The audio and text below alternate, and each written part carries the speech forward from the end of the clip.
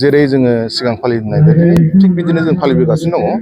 जेरै जोंनि flag hosting ओमफ्रायो बिनिफ्राय जों दा इन्ट्रेक्सन खालामगोन केरेसफोरजों बेनो आरोखि जेरै सिगां जों खालामबोदों बिदिनो खालामगासिनो दङ बट उदालगुरि प्लास क'क्राझार उदालगुरियाव फालिदों फालिदों उदालगुरियाव फालिदों आथिखालाव माबायदि सोलिनानै दङ ओरैनो बेनि जा सावरायनाय बायदि बिथिंफोराव माबायदि सोलिनानै दङ माखासे जिनिसखौ डाइरेक्ट बुंजोबलाय लाङाब्रा जिखि जायानो जाथों माने दामाने जों ससियेल मिडियाआव हगारगासिनो दङ इसिबां जों मावदों मावाखै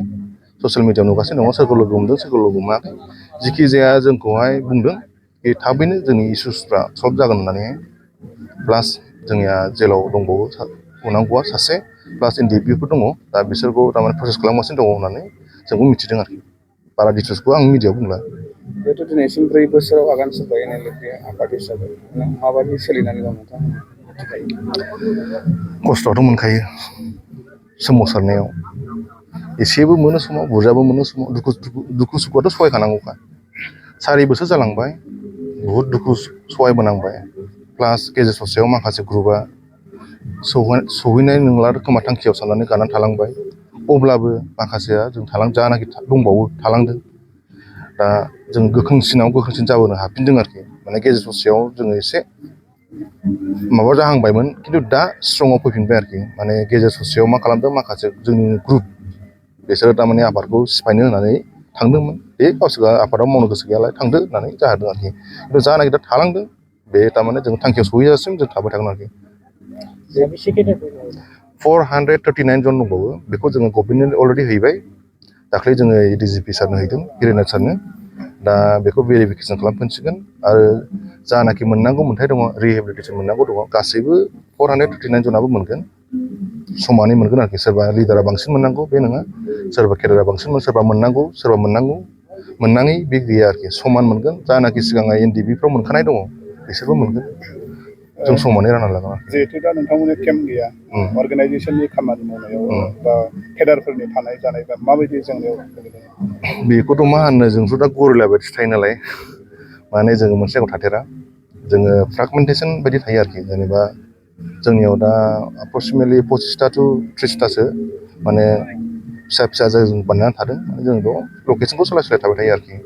जोंनि अर्गानाइजेसन खामानि मावनायाव जेबो सुबिदा हेंथा गैया आरोखि थारमाने जों प्रसेस खालामजोबनो हायो आरोखि माने जोंनोथ' आरो हाग्रायाव थाबाबोथ' माथो नांगौ लेपटप गंसे नांगौ आरो मबाइल गंसे नांगौ नङा होनबा दा बेबायदिनो रुम फिसा लाबाय बेयावनो जों थायो आरो डेजिगनेटेड केम्प हिसाबै थानो मोनफिननाय नङा जोंथ' सानदों एबारहाय थारमाने CM सारखौ जुदि लोगो मोनोबा दा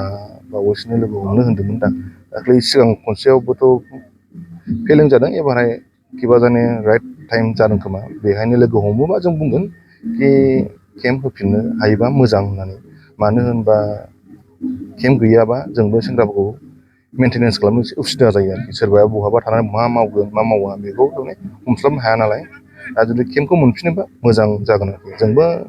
CM सारखौ जों बुंगोन केम्पखौ जोंनो होफिन जेब्लासिम जोंनि थांखि सहैयागौ मानि जेब्ला जोंनि थांखियाव सहैगोन अब्ला जों अट'मेटिकलि जों डिजल्भ खालामनानै केम्पखौबो नागारना फैफिनगोन जोङो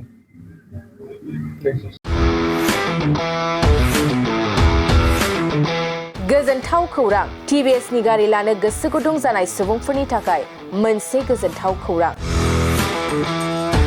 चिरां जिल्ला बिजनीनि बागुरुम्बा TVS गारि श'रुमा नोंथांमोननि थाखाय दुर्गा फुजानि धामाका अफार लानानै फैदों बाइक आरो स्कुटि गारि सालायनो मोजां मोनग्रा रायजो राजाफोरनि थाखाय बागुरुम्बा TVS गारि श'रुमा धामाका अफार होना नोंथांमोननि गेजेराव मोनसे मोजां खाबु होगासिनो दं बिजनी स्टेट बेंकनि साखाथिनि CRPF केम्पनि उल्था सोनाब फारसे थानाय बागुरुम्बा TVS श'रुमाव डाउन पेमेन्ट होनानै नोंथाङा TVSनि गारि लानो हागोन नोंथांमोना बागुरुम्बा TVS श'रुमाव फैनानै नोंथांनि लुबैनाय बायदि TVSनि गारिखौ लांफैनो हागोन TVSनि गारि सालायनो मोजां मोनग्रा रायजो राजाफोरनि थाखाय बागुरुम्बा TVS श'रुमा बेनि अनगायैबो गोबां मोजां अफार लाबोदों बेफोर अफारफ्रानो जाबाय जेरै गंनै हेलमेट फ्रि फुल टिंकि पेट्रल फ्रि एसर गिफ्ट आरो TVS कम्पानिनि गासैबो मडेलनि एक्सचेन्जनि खाबुआ एभेलेबल जागोन आरोबाव गुबुन मोनसे मोजां खाबुआ जादों फाइनान्स लागिरिफ्रा डाउन पेमेन्ट होनानै खम बेसेनाव TVS कम्पानिनि गारिखौ लानो हागोन।